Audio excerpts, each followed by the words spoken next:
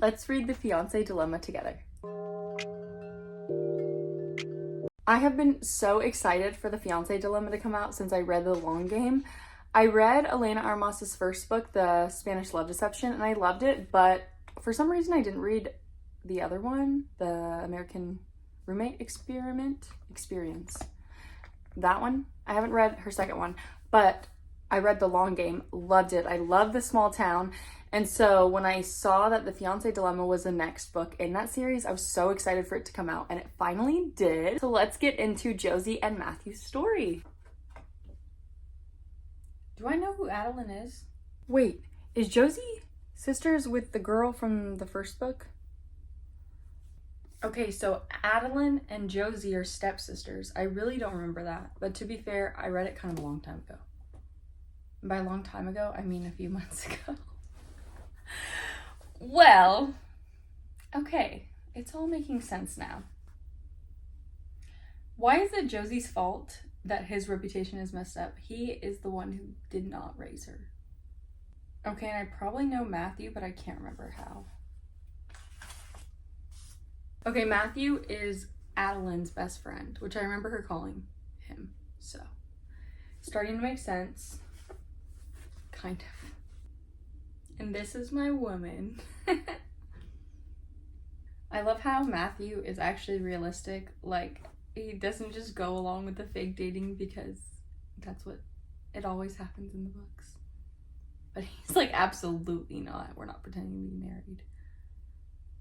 And obviously, I know that'll change. I'm 40 pages in. Yay. It's the next day. We're gonna keep reading. We're on page 40. Why is she gonna marry someone just for her dad that she just met? I mean, I'm excited because I like them already, but why are we doing this for a man? The little text exchange between Adeline, Cam, and Matthew and Josie. Giving her his ring? Okay, it's been a while. I look a little crazy. Allergies are ruining my life, and I'm gonna get back to reading. Why are these chapters so long? I like maybe a 10-minute chapter, 10-page chapter. These are all like 15 to 30. Next time I send an SOS, you can calmly put on a sweater and walk over to me. I am rigid when it comes to important things. Matthew's so sweet. Andrew sucks. I'm finally back to reading the Fiancé Dilemma. It's taken me, I've not really read the past week, but I'm excited to get back into it. And I think I'm 148 pages in, so I'm getting there. I'm not super far in, but I'm liking it so far, but that's kind of where I am, just liking it. Why does her dad's book about his life include her, and why does she need... I unfortunately just hate Andrew. So it's really hard for me to get past how much I hate him and how much I think it's so unnecessary that she's doing all of this for a dad who did not care about her. Elena Armas has to be a Swiftie because having someone named Taylor and calling her Tay, very Travis and Taylor coded. Also, the talk about paper rings. Love to see it. I think I'd like this book a lot more if it was dual POV, but I'm 186 pages in and it just feels like he was reluctant for one chapter and now it's like, I'm your fiance and I'll do whatever you need and I'm here for you. And I'm like, which is sweet, but you were literally saying no. Have you had a crush on her for a long time? That would make sense. I think I'm not a big fan of friends to lovers. Why do I hate so many things? I'm so picky. Okay, just as I was saying, I wasn't liking it. Josie finally stood up for herself. So I think I am liking it a little bit more. I have taken so long off reading this. I think at least a week, if not two. But we're finally back to the Fiancé Dilemma. I just haven't really been feeling it. I watched all the seasons of Bridgerton. Okay, I do like Matthew. Why is this book acting like Josie is the problem? Her dad, it's all his fault. And they're acting like it's Josie's fault for being herself. Drinking my 6 p.m. coffee, but I loved Coffee Mate made a Cinnamon Toast Crunch creamer, and it was so good. I was obsessed. And I swear, every time I love a food, it disappears. It stops being sold. And so, of course, it stopped being sold. And then I started drinking the pink Coffee Mate creamer. It's so good. But my Safeway doesn't carry it, which is so annoying. So then today, I found International Delight I think it's Cinnabon, and it's not the same. Of course, her dad did not listen to her. Shocker. We're back. I think I have like 140 pages left, so far longer than it needs to be, but that's okay.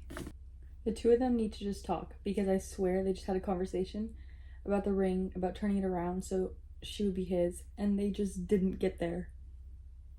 We're on page 286. It's time. Okay, I want to get to page 310 so I can only have 100 pages left and finally almost be free of this book. Are they going to say that Adeline's pregnant? I am determined to finish this book today. So, it's been so long. I don't even know how long it's been, but I know it's been forever. So, we will finish this today, okay? Why is he walking her down the aisle? Why is he moving back?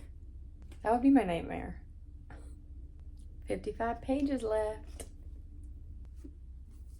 Done. Okay, it took me a bajillion years, but I finally finished the Fiancé Dilemma, and I'm rating it 3.5 stars. It just was not my favorite. It's a marriage of convenience in a small town, but I will say it really desperately needed the man's point of view, and I also think it was just too long. It was 410 pages. It did not need to be that long. It very much centered around her father, who was not in her life and then showed up when she was a grown adult. And the father and his image were more important than any of her feelings or her life. I also will say I didn't really understand when it went from marriage of convenience to falling in love. It felt like the guy was not into it. Matthew is his name. It felt like Matthew was like, absolutely not, I'm not gonna do this. And then it was a few chapters later and he was in love with her. It felt very much like they were not anything and then they were in love. I felt like it just kept going around and around. Oh, he doesn't want anything from me. Oh no, it's just a marriage of convenience. Oh, you know, what are we gonna do? What are we gonna do? And then it was, in the end, oh, we love each other and yay. Which is fine, but I think his point of view would have been helpful. It also took me a long time to read. I wasn't really wanting to grab it. I really wasn't wanting to pick it up. And I think it took me almost a month to read, which is not typical for me, especially not for romances. And so, I don't know, it just wasn't my favorite. I seriously loved The Long Game, the book that came before this. And this one just wasn't for me. But I don't think it was a bad book. It just wasn't a book that interests me or that I enjoyed as much. So take that as you will. I think that if you read the back or read the tropes and you're really interested, you should totally read it. And I hope you love it. It just wasn't one that I loved. But thank you for reading with me. I hope you liked this vlog and I hope you want to watch other vlogs. I am going to be reading another romance book this week and I'll be vlogging it. So I hope you read that one along with me and I'll talk to you soon.